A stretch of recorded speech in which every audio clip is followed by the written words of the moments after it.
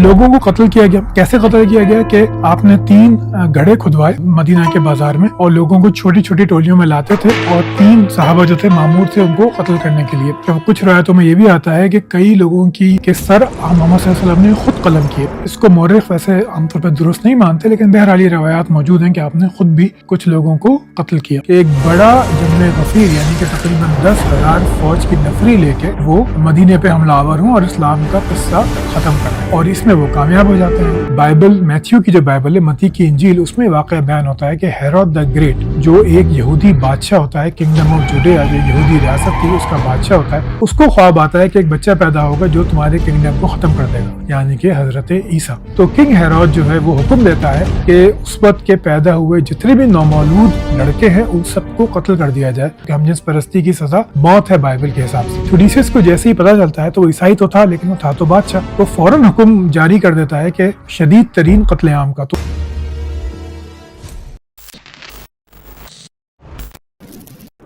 सलाम दोस्तों, उम्मीद है आप सब लोग बहुत खैरियत से होंगे। तो पिछले दिनों मैंने एक पॉडकास्ट सुनी राना गज़नफर साहब के चैनल पे, जिसमें वो एक साहिब इल्म के साथ ग़ज़वा बनु क़ुरैज़ा पे किए जाने वाले इतराज़ात उनका जवाब दे रहे थे। तो मैंने सोचा कि रिकॉर्ड की दुरुस्तगी के लिए ये वाज़े कर दूं कि तारीख असल में बता क्या रही है, उस पे मुल्हिदीन के, मुस्तशरिकीन के और एक आम फर्द के क्या इतराज़ात हो सकते हैं और क्या उसका कोई जवाब हमें दिया गया है। इसका मकसद उनकी वीडियो का रिबटल नहीं है, सिर्फ तारीख का वो बयानिया है जो मेरे ख्याल से, मेरी तहकीक के मुताबिक ज्यादा दुरुस्त या ज्यादा हकीकत के करीब है। इसके लिए सबसे पहले मैं शुक्रिया अदा करना चाहूंगा हमारे अंजुम भाई का, क्योंकि जब मैंने उनसे ये बात की तो उन्होंने फौरन अपनी रिसर्च जो है मुझे भेज दी और जिससे मुझे बड़ा फायदा हुआ। उसके अलावा कुछ चीजें मैंने ली हैं डॉक्टर जुबैर के बनु क़ुरैज़ा पर एक लेक्चर है यूट्यूब पे, तकरीबन घंटे से ऊपर, उसमें उन्होंने बड़ी तफसील से इस वाक़े का जायजा लिया है, और कुछ फिर मेरी अपनी तहकीक के किताबों से और तारीख की किताबों से, कुछ मजीद लेक्चर से, तो उससे मिला के ये वीडियो बनाई है। तो अंजुम भाई आपका दोबारा से बहुत बहुत शुक्रिया। कहानी शुरू करते हैं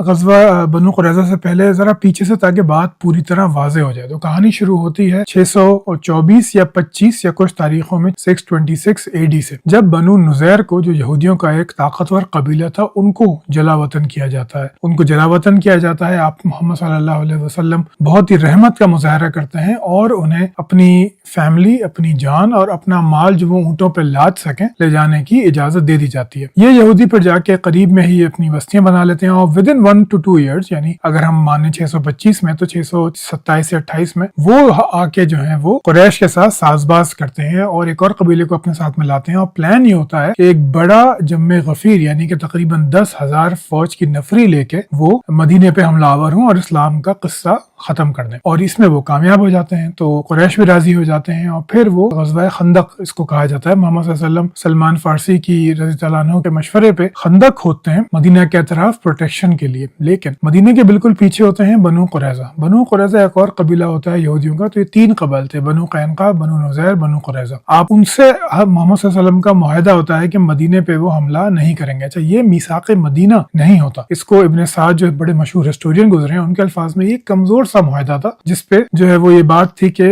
अगर मदीने पे हमला होगा तो बनु क़ुरैज़ा जो है वो मदद करेंगे या फिर पीछे से कम से कम हमला नहीं करेंगे। तो मोहम्मद सल्लल्लाहु अलैहि वसल्लम वहाँ उस तरफ से मुतमईन थे और ये खंदक खोदी जाती है जो तकरीबन 6 किलोमीटर का एरिया बनता है, जिस पे जो मुजाहिदीन जो थे वो मौजूद थे। मुजाहिदीन की तादाद थी 3000 और जो लश्कर आया था उसकी तादाद थी 10,000। फिर क्या होता है, फिर जो वही बनु नुज़ैर का जो एक लीडर होता है हुई बिन अख्तब, वो जाता है बनु क़ुरैज़ा के पास और कहता है कि तुम मोहम्मद सल्लल्लाहु अलैहि वसल्लम से बेवफाई करो। उसका नाम था काब बिन असद, जो बनु क़ुरैज़ा का लीडर था। वो मना कर देता है, शुरू में दरवाजा भी नहीं खोलता, लेकिन मुसलसल परसुएशन से वो मान लेता है। इस साजिश से पहले क्या हो रहा था, इस साजिश से पहले जब मुसलमान खंदक खोद रहे थे तो यही बनु क़ुरैज़ा के लोग उन्हें कुदालें दे रहे थे, फावड़े दे रहे थे, क्या बेलचे दे रहे थे, बकेट्स दे रहे थे, बाल्टियां दे रहे थे कि रेत उठा के डाली जाए, यानी कि वो मदद कर रहे थे। उन्होंने ये तो नहीं कहा कि हम आपके साथ जंग करेंगे, लेकिन उन्होंने ये मदद की तो मोहम्मद सल्लल्लाहु अलैहि वसल्लम को इत्मीनान था कि ये मेरे साथ बेवफाई नहीं करेंगे। लेकिन फिर वो हुई बिन अख्तब का वाक़या हो जाता है, बनु क़ुरैज़ा का दिल बदल जाता है और वो जाके जो है वो कंफर्म कर देते हैं कि भाई तुम आगे से आओ, हम पीछे से इन पे हमला करेंगे। ये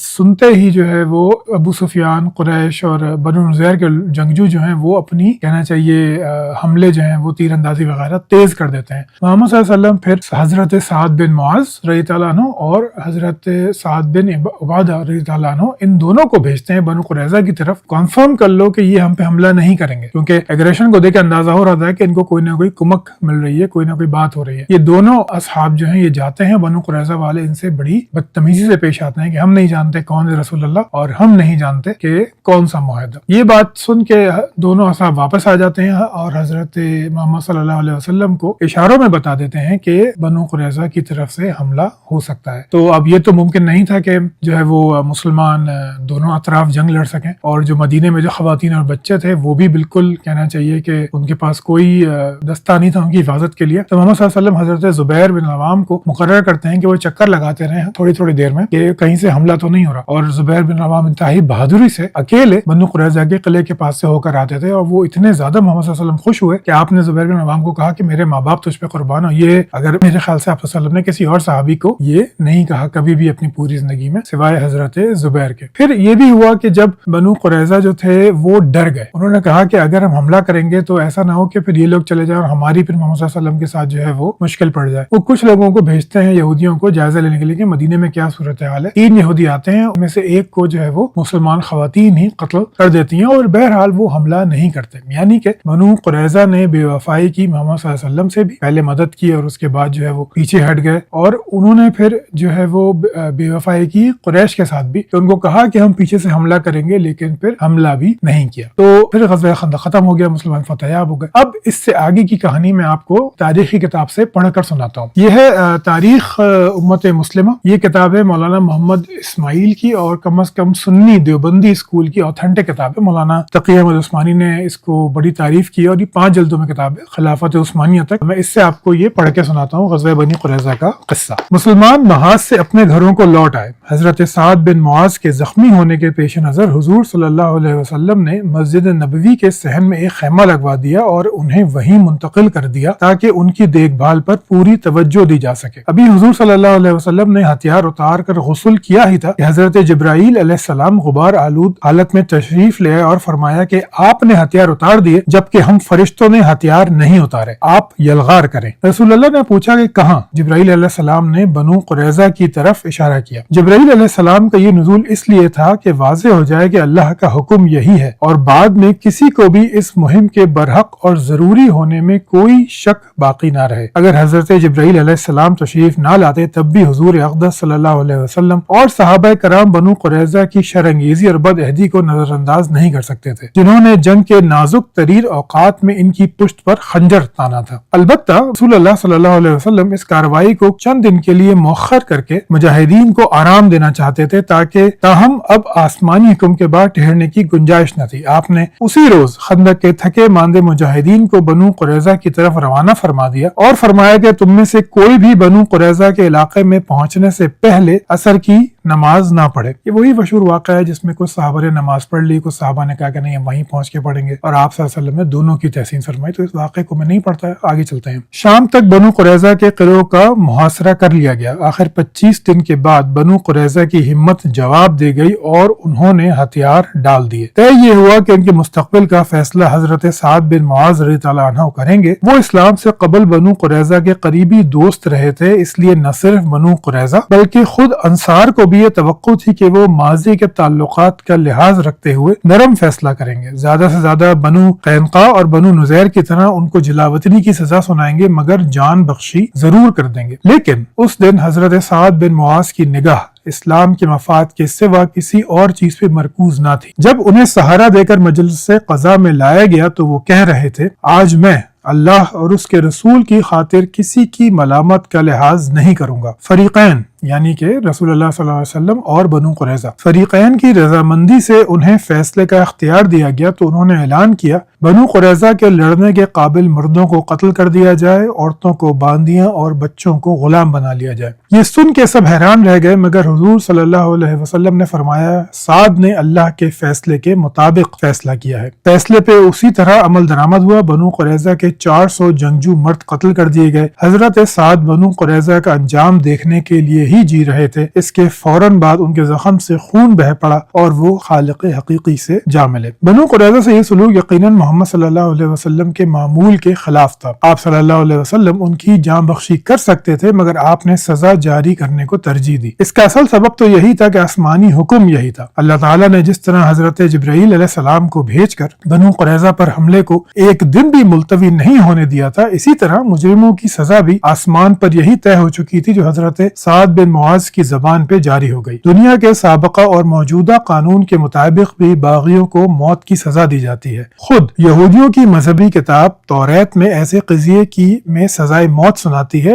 جیسا کہ عہد نامہ عتیق میں ہے کہ عہد نامہ عتیق یعنی اولڈ ٹیسٹمنٹ کہ خداوند کسی شہر کو تیرے قبضے میں کر دے تو اس کے ہر مرد کو تلوار کی دھار سے قتل کر۔ یہاں پہ بنو قریظہ کی یہ کہانی ختم ہوتی ہے اسلامی روایات میں۔ اس میں کئی باتیں مسنگ ہیں جو پھر میں آہستہ آہستہ آپ کے سامنے رکھوں گا، پھر تاریخ کا جائزہ لیں گے کہ جب یہ واقعہ ہوا تو اس وقت عرب کس طرح کی تاریخ میں زمانے کے کون سے دھارے میں زندہ تھے۔ تو پہلی بات تو یہ کہ بنو قریظہ کی کمزوری کیا تھی۔ بنو قریظہ تینوں قبائل میں سب سے کمزور قبیلہ تھا، یعنی وہ اتنے کمزور تھے کہ اگر ان کا کوئی شخص قتل ہو جاتا تھا تو ان کو ایک عام یہودی کے مقابلے میں آدھا خون بہا دیا جاتا تھا۔ اور یاد رکھیے خون بہا عرب کی وہ روایت تھی جس میں اگر اونچ نیچ ہو جائے تو قرنوں تک جو ہے وہ جنگیں چلتی تھیں۔ پھر جو ایک واقعہ بیان نہیں کیا اس میں کہ بنو قریظہ نے جو ہے وہ گزارش کی کہ کسی کو ہمارے پاس بھیجیے، ہم بات چیت کرنا چاہتے ہیں، تو حضرت ابو لبابہ کو بھیجا گیا بنو قریظہ سے بات چیت کرنے کے لیے۔ اور جب وہ وہاں پہنچے ہیں تو بنو قریظہ کے عورتیں بچے روتے ہوئے آئے ہیں، تو اور مردوں نے پوچھا ہے کہ ہمارا کیا حشر ہوگا، کیا ہم سرنڈر کر دیں؟ تو حضرت ابو لبابہ نے یہ اشارہ کیا کہ تم سب قتل کر دیے جاؤ گے، یعنی کہ پہلے سے ہی معلوم تھا صحابہ کو کہ کیا حشر ہونے والا ہے بنو نذیر کا۔ یہ حضرت سعد بن معاذ کی ثالثی اور سب سے پہلے کا واقعہ ہے۔ انہوں نے بھیجا حضرت ابو لبابہ کا، ابو لبابہ نے صاف بتا دیا کہ تم قتل کر دیے جاؤ گے۔ پھر انہوں نے اس پہ پشیمانی ہوئی اور پھر وہ مدینہ گئے۔ خیر اس کو ہم چھوڑ دیتے ہیں۔ بنو قریظہ نے کیا کیا؟ بنو قریظہ نے بھی مصالحت کی بہت کوشش کی۔ ایک شخص کا نام آتا ہے نباش، جس کو 2 بار بھیجا گیا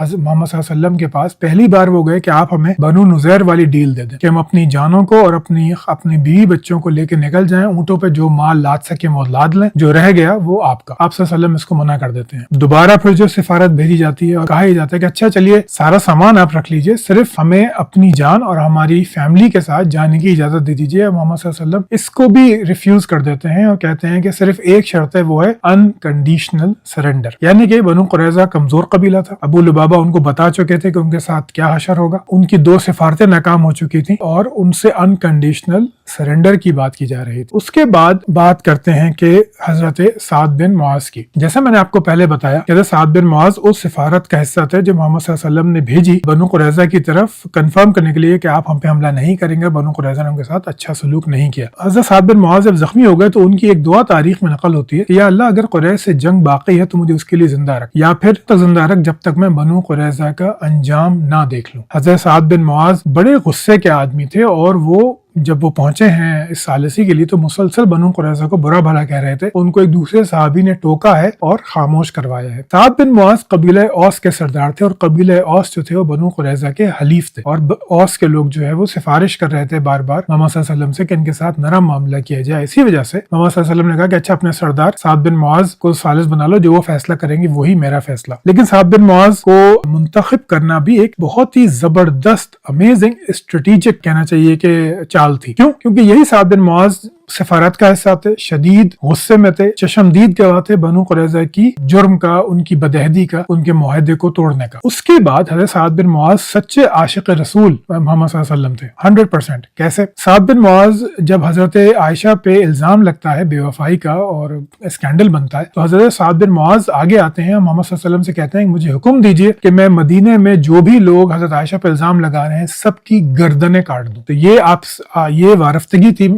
حضرت سعد بن معاذ کی کہ آپ حکم کریں میں سب کو قتل کر دوں گا، اس کے بدلے میں بھی قتل کیا جاؤں گا، لیکن میں راضی ہوں اس پہ۔ دوسرا واقعہ کہ جب ایک کعب بن اشرف ایک یہودی کو محمد صلی اللہ علیہ وسلم قتل کرنے کا ارادہ کرتے ہیں تو اس کا حکم بھی آپ حضرت سعد بن معاذ کو ہی دیتے ہیں اور آپ ایک اور صحابی کے ذریعے کعب بن اشرف یہودی کا قتل کرواتے ہیں۔ تو یہ تھے سعد بن معاذ۔ انہی سعد بن معاذ کو پھر جب بھیجا گیا ثالثی کے لیے تو اس کتاب میں جیسے لکھا ہے اور لوگ بھی یہ بتاتے ہیں کہ جی وہ بنو قریظہ بھی راضی تھے۔ یہ بالکل جھوٹ بات ہے۔ آپ خود اندازہ کیجئے کہ جو جانتے ہیں کہ ہم ان کو برا بھلا کہہ چکے ہیں، ہمارا بندہ جو ہے کہ قتل کروا چکے ہیں پہلے، اور ابھی ان کی دعا جو ہے اس کی بھی ہمیں بھنک پڑ چکی ہے کہ سعد بن معاذ کیا کہہ رہے تھے، باہر سے ان کی گالیوں کی آواز بھی میں گالیاں کہہ رہا ہوں لیکن ہو سکتا ہے برا بھلا کہہ رہے ہوں، تو وہ بھی آواز ہم سن چکے ہیں، تو وہ کیسے مانیں گے؟ لیکن وہی بات ہے کہ اگر آپ کسی بچے سے جیسے لڑائی کریں، آپ کہیں گے نہیں وہ راضی تھا اس پہ کہ میں اس کے ساتھ جو ہے وہ اس کو ماروں یا اس کے ساتھ کچھ اور کروں، تو یہ تو کوئی برابری نہیں ہوئی، وہ بھی مجبور، بچہ بھی جیسے مجبور ہوتا ہے ویسے بنو قریظہ بھی مجبور تھے، ان کے پاس کوئی سرے سے آپشن تھی ہی نہیں کہ وہ کیا کرتے۔ تو یہ کہنا کہ وہ اس ثالثی پہ راضی تھے بالکل جھوٹ بات ہے۔ روایتوں میں یہ بھی آتا ہے کہ انہوں نے خود بھیج کے حضرت ابو لبابہ کو بلوایا تھا مشاورت کے لیے، ابو لبابہ کے لیے ان کے دل میں عزت تھی اور وہ جانتے تھے کہ حضرت ابو لبابہ ان کے ہمدرد ہیں، تو یہ بات جو ہے کہ ثالثی کی تھی، یہ بالکل ایک جھوٹ بات ہے۔ پھر اس کے بعد ایک اور روایت میں باتیں بیان کی جاتی ہیں کہ جب یہ معاملہ ہو رہا تھا تو کعب بن اسد جو کہ سردار تھے بنو قریظہ کے، وہ بنو قریظہ کے مردوں کو 3 آپشن دیتے ہیں: اسلام قبول کر لو، پھر محمد صلی اللہ علیہ وسلم ان کے ساتھیوں پہ شب خون مارو، یا پھر اپنے بیوی بچوں کو قتل کرو، اور پھر محمد صلی اللہ علیہ وسلم کی فوج پہ پل پڑو جا کے، اور جو ہوگا دیکھا جائے گا۔ یہ تینوں چیزیں جو ہیں یہودی ریجیکٹ کر دیتے ہیں کہ ابھی سبت کے دن آ گیا ہے تو ہم شب خون نہیں مار سکتے، اللہ ناراض ہوگا۔ دوسرا انہوں نے کہا کہ ہم مسلمان کسی حال میں بھی نہیں ہوں گے کیونکہ ہم تورات کو نہیں چھوڑ سکتے، اور تیسری جو بات تھی کہ ہمارے بیوی بچے جو بے قصور ہیں ہم ان کو قتل کیوں کریں، انہوں نے کوئی قصور نہیں کیا، تو وہ تینوں باتیں ریجیکٹ کر دیتے ہیں۔ یہ زیادہ چانس ہے کہ یہ جھوٹی روایت ہے۔ اس کی وجہ یہ ہے کہ ایک طرف تو مسلمان یہ مانتے ہیں کہ یہودی آپ صلی اللہ علیہ وسلم کو ایسے پہچانتے تھے جیسے اپنے بیٹوں کو پہچانتے ہیں، یہ قرآن مجید کی آیت بھی ہے کہ وہ اپنے بیٹوں کی طرح پہچانتے تھے، اور دوسری بات یہ کہ یہ پروپیگنڈا ہے کہ تورات میں محمد صلی اللہ علیہ وسلم کی آمد کا تذکرہ ہے اور یہودی انہیں پہچان چکے ہیں۔ تو ایک طرف تو وہ پہچان چکے ہیں لیکن منع کر رہے ہیں جو تورات کے خلاف ہے، لیکن پھر وہ حملہ کرنے سے بھی منع کر رہے ہیں کہ یہ بھی تورات کے خلاف ہے، تو یہ دونوں باتیں درست ہو نہیں سکتی۔ یا تو آپ یہ مان لیں کہ وہ تورات کو انہوں نے سائڈ پہ ڈال دیا تھا، تو اگر ایسا ہوتا تو پھر وہ شب خون مارتے، مسلمانوں کا اچھا خاصا جانی نقصان کرتے، ان کے پاس تقریباً 700 جنگ لڑنے والے مرد موجود تھے، ہتھیار موجود تھے، جو بعد میں روایات میں آتا ہے کہ ان سے اتنی تلواریں ملی، اتنے بھالے ملے، اتنی ڈھالیں ملی، تو لیکن وہ ان کو یہ کرنا چاہیے تھا لیکن انہوں نے نہیں کیا۔ تو یہ بات مسلمانوں کی بنائی ہوئی بات ہے، کیونکہ دونوں باتیں کمپلیٹلی لاجیکل ہیں کہ ایک طرف وہ تورات میں محمد صلی اللہ علیہ وسلم کا تذکرہ پڑھتے ہیں لیکن مسلمان نہیں ہوتے، اور دوسری طرف وہ یہ کریں گے نہیں ہم سبت کو جو ہے رکھیں گے، اس کی وجہ سے حملہ نہیں کریں گے کیونکہ تورات کی خلاف ورزی ہو جائے گی، تو خلاف ورزی تو آپ پہلے ہی کر رہے ہیں، تو دونوں میں سے ایک بات تو لازماً جھوٹ ہوگی۔ تو یہ زیادہ امکان ہے کہ یہ بنائی ہوئی روایت۔ اس کے ساتھ روایتوں میں یہ بھی آتا ہے کہ جب بنو قریظہ کی طرف محمد صلی اللہ علیہ وسلم پہنچے ہیں تو آپ نے انہیں بنایا ہے، مطلب ان کو ایڈریس کیا ہے اے بندر یا اے بندروں کی اولادوں، یا پھر اے بندر اور سور، یہ دونوں یہ الفاظ آپ صلی اللہ علیہ وسلم سے روایتوں میں موجود ہیں، اور یہ اتنے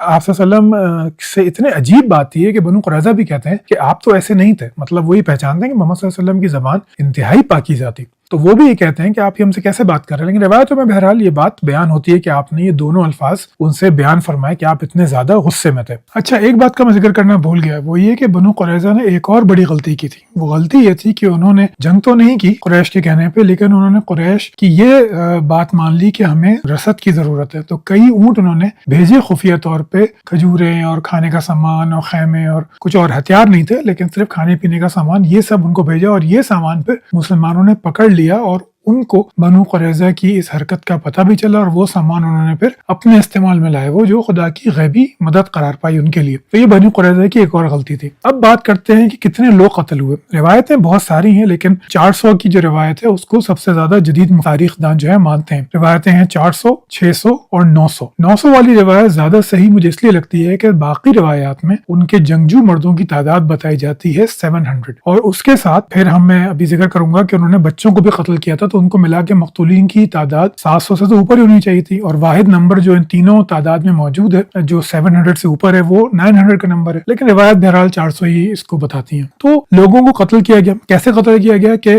آپ نے 3 گڑھے کھدوائے مدینہ کے بازار میں، اور لوگوں کو چھوٹی چھوٹی ٹولیوں میں لاتے تھے، اور 3 صحابہ جو تھے مامور تھے ان کو قتل کرنے کے لیے۔ کچھ روایتوں میں یہ بھی آتا ہے کہ کئی لوگوں کی کے سر محمد صلی اللہ علیہ وسلم نے خود قلم کیے۔ اس کو مورخ ویسے عام طور پر درست نہیں مانتے، لیکن بہرحال یہ روایات موجود ہیں کہ آپ نے خود بھی کچھ لوگوں کو قتل کیا۔ اب سب سے بڑی جو کہنا چاہیے کہ اعتراض والی بات وہ یہ ہے کہ بچوں کو قتل کیا گیا۔ جب جنگجو مردوں کے قتل ہونے کی بات ہوئی تو اس کے ساتھ یہ بھی ڈیسائیڈ کیا کہ بھائی تلوار جو بھی اٹھا سکتا ہے اس کو بھی مار دو۔ چیک کیسے کریں؟ جی بلوغت چیک کریں۔ اب بلوغت کیسے چیک کریں؟ زیر ناف بالوں سے۔ تو لڑکوں کو ننگا کر کے ان کے زیر ناف کے بال چیک کیے کہ جس کے بال آ گئے تھے اس کو قتل کر دیا گیا۔ اندازہ کیجئے اس ظلم اور بربریت کا کہ زیر ناف بال آتے ہیں 11 سال کی عمر کے بعد، 11، 12، 13، 14۔ ان بچوں کو قتل کرنے کی کیا ضرورت تھی؟ لیکن بہرحال ان کو قتل کیا گیا. آج کے ہمارے مورخ اس کو جھٹلاتے ہیں کہ نہیں ایسا کچھ نہیں ہوا، لیکن یہ جو حدیث میں ابھی لگاتا ہوں آپ کی اسکرین پہ، آپ دیکھ سکتے ہیں یہ سنن ابی داؤد کی حدیث ہے، اور اس میں عطیہ القرظی ہیں جو بیان کر رہے ہیں کہ وہ خود اس وقت بچے تھے، ان کے زیر ناف کے بال نہیں تھے، اس لیے وہ بچ گئے. بعد میں وہ مسلمان ہو گئے، شرف صحابیت سے مشرف ہوئے. ان کا یہ چشمدید گواہی والا بیان ہے. اگر آپ نیچے دیکھیں گے تو میں نے ہائی لائٹ کیا ہے کہ ترمذی جو ہیں وہ اس کو صحیح کہتے ہیں، اور پھر شیخ البانی جو سب سے بڑے محدث ہیں جدید دور کے، وہ بھی اس حدیث کو صحیح قرار دیتے ہیں. تو یعنی کہ یہ بالکل صحیح حدیث ہے، یعنی کہ واقعہ ایسا یقیناً ہوا تھا کہ بچوں کے زیر ناف بال دیکھ کے ان کو قتل کیا گیا تھا. تو 900 لوگ جو ہے وہ قتل کیے جاتے ہیں بنو قریظہ کے. عورتوں کو غلام بنا لیا جاتا ہے، بچے جو قتل نہیں کیا یا بچیاں ان کو غلام بنا لیا جاتا ہے، اور ان کو پھر بیچ دیا جاتا ہے مختلف جگہوں پہ سامان ہتھیار وغیرہ خریدنے کے لیے. اب یہاں پہ سوال یہ پیدا ہوتا ہے کہ عورتوں کو غلام بنانے کی کیا ضرورت تھی؟ وہ اہل کتاب عورتیں تھیں. پھر آپ کا یہ دعویٰ بھی ہے کہ انہیں تورات کے اصول کے حساب سے قتل کیا گیا تھا، باقیوں کو باندیا بنایا گیا تھا. ان کو اب اسلام کی دعوت پیش کر دیتے، کیونکہ مرد تو قتل کیے جا چکے، ابھی عورتیں بے سہارا ہیں، ان کو اب اسلام کی دعوت دے دیتے، یہ اسلام قبول کرتی، آپ ان کو ان کی شادیاں کروا دیتے. جب 4 شادیوں کی اجازت موجود ہے تو پھر آپ یہ کام کر لینا چاہیے تھا، لیکن ان کو بہرحال مسلمان کوئی آفر نہیں دی گئی، اور ان کو پھر بیچ دیا گیا مختلف بازاروں میں، اور اس کے بدلے کہا جاتا ہے کہ ہتھیار خرید لیے. تو یہ باتیں جو ہیں، اگر میں اس کو اب سمرائز کروں تو یہ باتیں ثابت کرتی ہیں کہ یہ ایک ظالمانہ فعل تھا. وہ کیا زمانے کے لحاظ سے درست تک نہیں، میں آگے چل کے بات کروں گا، لیکن بہرحال یہ ایک ظالمانہ فعل تھا جس کی جتنی مذمت کی جائے وہ کم ہے. اب جو ہے وہ دیکھتے ہیں کہ تورات کی آیت جس کو کہا جاتا ہے کہ جی تورات کی آیت جو ہے اس کے حساب سے ان کو سزا دی گئی. پہلے تو یہ بات واضح کر دیں کہ حضرت سعد بن معاذ تورات کے عالم نہیں تھے، انہوں نے کہیں تورات نہیں پڑھی، نہ وہ تورات کی فقہ سے واقف. دوسری بات یہ کہ حضرت سعد بن معاذ کسی اور صحابی، خود محمد صلی اللہ علیہ وسلم، کوئی روایت مستند نہیں ملتی جس میں یہ کہا گیا ہو کہ یہ فیصلہ تورات کے مطابق تھا. جو ہمارے پرانے ہسٹورینز ہیں اس کو ان باتوں سے کوئی مسئلہ نہیں تھا کہ ان کے اتنے سارے لوگ قتل کر دیے گئے، وہ ایک عام بات سمجھتے تھے. لیکن جب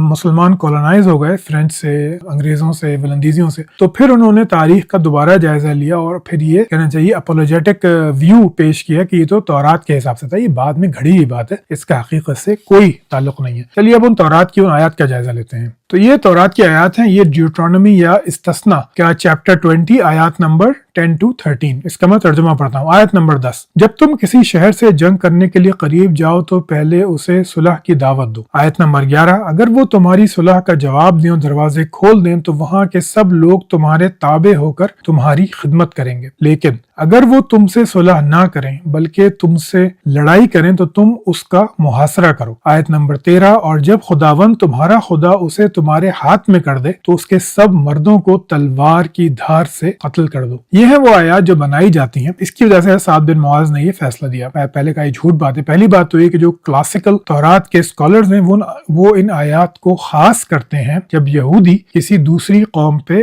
اٹیک کریں. تو یہ قانون سرے سے یہودیوں کے لیے ہے ہی نہیں، بلکہ قرآن مجید میں اگر آپ پڑھیں سورہ بقرہ آیت نمبر 85، تو اس میں اللہ تعالیٰ یہودیوں کو یہ کہہ رہا ہے کہ تم آپس میں ایک دوسرے کا قتال کرتے ہو، ایک دوسرے کو قید کرتے ہو، اور پھر جب وہ قید ہو جاتے ہیں تو ان کا فدیہ لینے کے لیے پیسے جمع کرتے ہو، جبکہ تمہارے لیے تو ان کا قتل کرنا ہی حرام تھا. یعنی یہ قانون ہرگز یہودیوں کے لیے نہیں ہے. نہیں تو پھر اسی قانون کے حساب سے جو اوس خزرج کی لڑائیاں ہوتی تھیں جس میں بنو قریظہ اور بنو قینقاع اور بنو نذیر ایک دوسرے کے خلاف لڑتے تھے، وہ تو اس آیت کے بالکل حق میں جاتی تھی یہ بات. تو سورہ بقرہ میں یہ تنبیہ ہے، یہ کہنا چاہیے کہ ان پہ الزام لگانے کی ضرورت ہی نہیں تھی کہ تم تو قتل کرتے ہو جو تم پہ حرام تھا. تو یہ بالکل جھوٹ بات ہے. یہ حضرت سعد بن معاذ نے تورات کے ذریعے یہ معاملہ کیا، کیونکہ اگر یہ بات صحیح ہوتی تو جیسے ہی انہوں نے سرنڈر کیا تھا آپ ان کو قتل نہیں کر سکتے تھے. جنگ انہوں نے کبھی نہیں کی مسلمانوں سے. 3 یہودی بھیجے دیکھنے کے لیے جس میں سے ایک قتل ہوا. انہوں نے ایک تلوار بھی نہیں چلائی پیچھے سے آ کے مدینہ کے اوپر، جبکہ وہاں خندق بھی نہیں تھی اور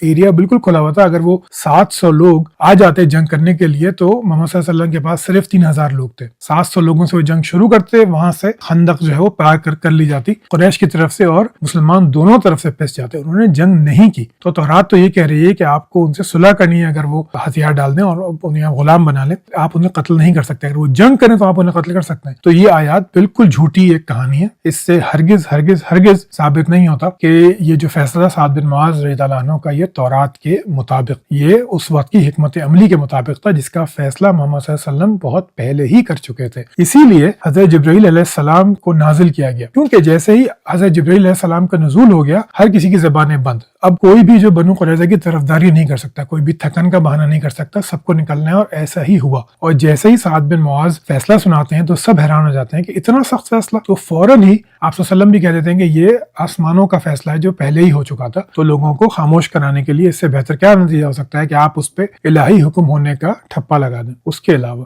ایک روایت یہ بھی آتی ہے کہ جب حضرت محمد صلی اللہ علیہ وسلم جو ہے وہ جا رہے تھے تو ایک شخص گزرا گدھے پہ سوار. تو آپ نے پوچھا کیا تم نے دیکھا اسے؟ تو ان کا نام بھی آتا ہے. تو صحابہ کہتے ہیں کہ جی ہم نے دیکھا. ہونے کہتے ہیں یہ جبرائیل ہے جو جا رہے ہیں بنو قریظہ کے قلعے کی فاؤنڈیشنز کو ہلانے کے لیے کہ وہ کمزور ہو جائے. ایسا کچھ ہوا نہیں، لیکن یہ صرف بتایا گیا کہ یہ بالکل ایک آسمانی فیصلہ ہے جس کے لیے جا کے تمہیں جنگ لڑنی ہے. ایسا ہمیشہ ہوتا آیا ہے کہ مذہب کو استعمال کیا جاتا ہے جنگوں کے لیے. لیکن خیر، اب تاریخ کا جائزہ لیتے ہیں کہ یہ تاریخ کے کس موقع پہ یہ واقعات ہو رہے تھے، کس طرح کے انوائرمنٹ میں محمد صلی اللہ علیہ وسلم، قریش اور باقی لوگ زندہ تھے اور وہ کیا سمجھتے تھے. تو سب سے پہلے جائزہ لیتے ہیں 416 قبل مسیح میں سیج آف میلوس کا. جیسے آپ نقشے میں دیکھ سکتے ہیں کہ ایتھنز اور میلوس یہ دو شہر تھے. ایتھنز والے حملہ کرتے ہیں میلوس پہ اور فتح کے بعد تمام مردوں کو قتل کر دیتے ہیں، عورتوں بچوں کو غلام بنا لیتے ہیں، بالکل وہی جو بنو قریظہ کے ساتھ ہوا. پھر آگے چلتے ہیں، اس کو کہتے ہیں میسیکر آف انوسینٹس. یہ بائبل، میتھیو کی جو بائبل ہے، متی کی انجیل، اس میں واقعہ بیان ہوتا ہے کہ ہیرود دا گریٹ جو ایک یہودی بادشاہ ہوتا ہے، کنگڈم آف جوڈیا جو یہودی ریاست تھی اس کا بادشاہ ہوتا ہے، اس کو خواب آتا ہے کہ ایک بچہ پیدا ہوگا جو تمہارے کنگڈم کو ختم کر دے گا، یعنی کہ حضرت عیسیٰ. تو کنگ ہیرود جو ہے وہ حکم دیتا ہے کہ اس وقت کے پیدا ہوئے جتنے بھی نومولود لڑکے ہیں ان سب کو قتل کر دیا جائے. کچھ درجن سے 150 200 کچھ ایسی تعداد بتائی جاتی ہے نومولود بچوں کو قتل کیا گیا. یہ سٹوری وہی ہے جو قرآن مجید میں فرعون کے حوالے سے آئی کہ ان کے بچوں کو قتل کیا گیا تھا، لیکن بائبل میں یہ ہیرود جو ایک یہودی بادشاہ تھا اس سے ریلیٹڈ یہ کہانی ہے. اس کہانی کو کہا جاتا ہے مارٹیر آف دا انوسینٹس، معصوموں کی شہادت، اور ان کو کرسچینٹی کے پہلے شہید مانا جاتا ہے. تو ایک اور میسیکر تھا جس کی میں نے آپ کو مثال دی. اب میں آپ کو ایک اور واقعہ سناتا ہوں جو ہوا تھا 416 AD میں. رومیوں کا ایک بادشاہ تھے تھیوڈیسیس I. اس رومی بادشاہ نے حکم دیا تھا کہ 700 گریک عیسائیوں کو قتل کر دیا جائے، کیونکہ ان گریک عیسائیوں نے جو ہے وہ ہنگامہ کیا تھا اور رومی افسروں کو مار دیا تھا. ان رومی افسروں کا جرم تھا ہم جنس پرستی. یہ 7000 لوگ مار دیے جاتے ہیں. تھیوڈیسیس کو فوراً ہی احساس ہوتا ہے کہ یہ تو بہت غلط کیا میں نے. اس کے بعد وہ معافی وغیرہ کرتا ہے. جیسے آپ اس تصویر میں دیکھ سکتے ہیں کہ پوپ اس کو چرچ میں داخل نہیں ہونے دے رہا اس گناہ کی وجہ سے. پھر وہ ریپینٹنس کرتا ہے اور پھر ایک آرڈر پاس کرتا ہے کہ جس کو بھی اب سزائے موت دی جائے گی اس کی سزا سنانے میں اور عمل درآمد میں 30 دن کا وقفہ ہوگا. اب چلتے ہیں اسلامی تاریخ کی طرف. میں آپ کو 2 واقعات سناتا ہوں. پہلا واقعہ حضرت خالد بن ولید کا جو پیش آیا 633 میں. وہ پرشین امپائر کے خلاف جنگ کر رہے تھے اور انہوں نے قسم کھائی کہ اگر میں جیتوں گا تو میں اتنے گردنیں کاٹوں گا کہ دریا سرخ ہو جائے. اور پھر وہ یہی کرتے بھی ہیں. یہ تو نہیں معلوم کہ کتنے فوجیوں کے گلے کٹے، لیکن اندازہ یہ ہے کہ کئی ہزار ہوں گے. کہ دریا کو سرخ کرنا کوئی آسان کام نہیں ہے. ایک اور واقعہ سناتا ہوں. یہ ہے 649 AD کا. دھیان رہے کہ 632 میں محمد صلی اللہ علیہ وسلم کا انتقال ہوتا ہے. تو خالد بن ولید کا واقعہ جو ہے وہ ہے حضرت ابوبکر کی خلافت کا. اور پھر یہ جو واقعہ ہے 649 کا یہ ہے حضرت عثمان کی خلافت کا. حضرت عثمان کی خلافت شروع ہوتی ہے 644 میں. زرتشتی مذہب کا ایک علاقے پہ مسلمان عرب قبضہ کرتے ہیں 646 647 میں، اور یہ وہاں پہ اپنی حکومت قائم کرتے ہیں، جزیہ لیتے ہیں، جو بھی معاملات ہوتے ہیں. تو ان کا رول بڑا سخت ہوتا ہے. تو ان کے خلاف زرتشت لوگ کافی بڑی تعداد جو ہے وہ